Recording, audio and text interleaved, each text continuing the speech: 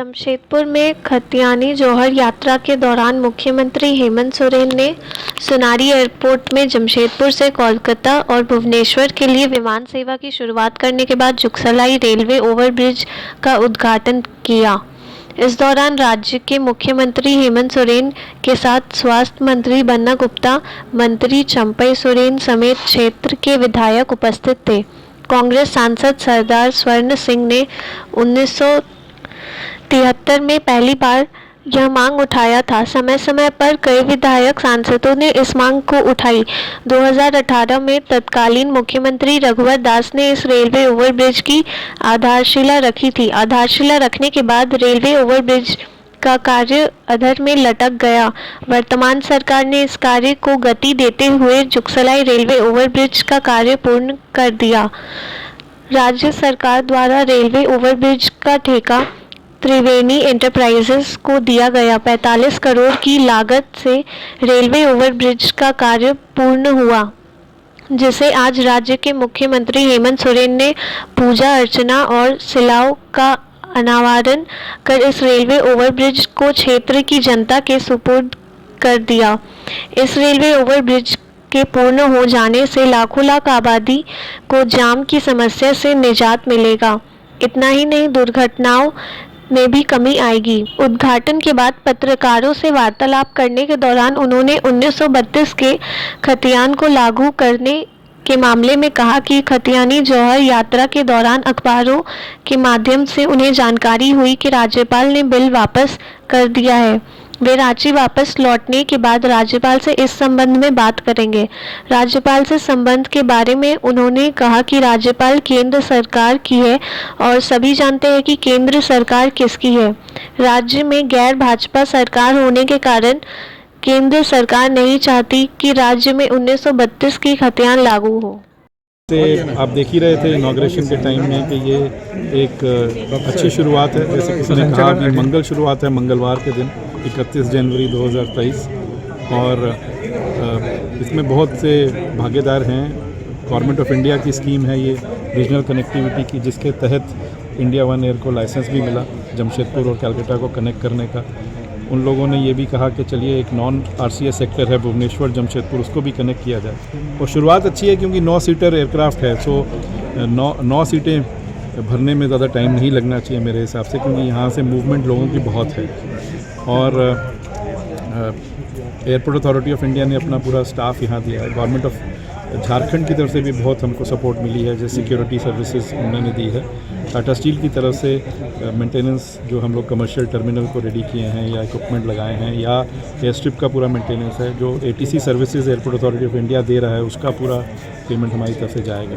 तो I think इसमें बहुत भागीदार हैं और सस्टेन करना चाहिए, क्योंकि एयर ट्रैफिक मूवमेंट भी लोगों का बढ़ा हुआ है और कनेक्शन भुवनेश्वर से जमशेदपुर बहुत अच्छा कनेक्शन है।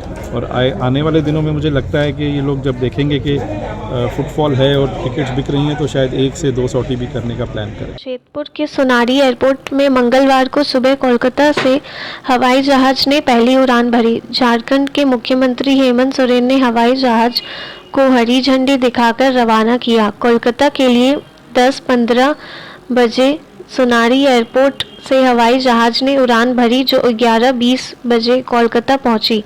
9 सीट वाले इस विमान में पहली दिन सारी सीट फुल रही। पहले दिन 9 लोगों ने कोलकाता के लिए विमान बुक किया था। मौके पर मौजूद टाटा स्टील के चाणक्य चौधरी ने बताया कि इस शुरुआत में बहुत सारे लोग भागीदार हैं। यह भारत सरकार की स्कीम है, जिसके तहत इंडिया वन एयर को लाइसेंस मिला। शुरुआती अच्छी है। झारखंड सरकार ने उन्हें सपोर्ट मिला है। सरकार की ओर से सुरक्षा प्रदान की गई है। ATC का पेमेंट टाटा स्टील करेगी। आने वाले दिनों में यात्रियों की संख्या को देखते हुए उड़ान की संख्या बढ़ाई भी जा सकती है। कोलकाता और भुवनेश्वर के लिए उड़ान इंडिया वन एयर कंपनी की ओर से जमशेदपुर से कोलकाता और भुवनेश्वर के लिए सुविधा दी गई है। जमशेदपुर से कोलकाता के लिए 1999 और जमशेदपुर से भुवनेश्वर के लिए 2999 रुपये किराया रखा गया है।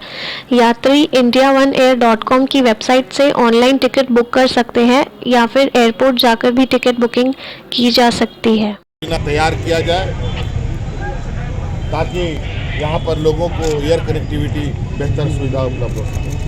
धन्यवाद। 1932 वाला मामला पर मुख्यमंत्री जी ये आरोप में तो इलेक्ट्रिसिटी का कनेक्शन नहीं है, प्रस्ताव लौटा दिया है। क्या ऐसा नहीं लगता है कि जो गैर भाजपा शासित राज्य हैं वहाँ राज्यपाल राज्य सरकारों के साथ सहयोग नहीं कर रहे हैं? ये तो आप सब लोगों को मालूम है, ये हमें बताने की क्या जरूरत है। ऐसा क्यों हो रहा है? ये लेकिन जो हमारे संदर्भ का हमारे राज्य का जो विषय है, क्योंकि मैं यहाँ इस दौरे की इस यात्रा में निकला ही था, मैं रास्ते में मुझे खबर चली कि ऐसे ऐसी चीज़ें हुई है, अखबारों के माध्यम से जानकारी आई और मैं भी उत्सुक हूँ कि उसमें क्या उन्होंने आपत्ति जताई है उसको जरूर हम देखकर आपको ज़्यादा से बताएंगे तो ज़्यादा अच्छा होगा। लेकिन राज्य में लोगों को नौकरी में प्राथमिकता देना, मुझे लगता है ऐसे कानून तो कई राज्यों ने बनाए दिया।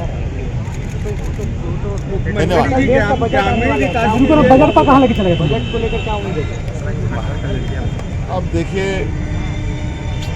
बहुत बोला जाता है, होता कुछ और है, आता कुछ और है। किसने कहा था? किसी को मालूम था कि एयरपोर्ट बिकेंगे?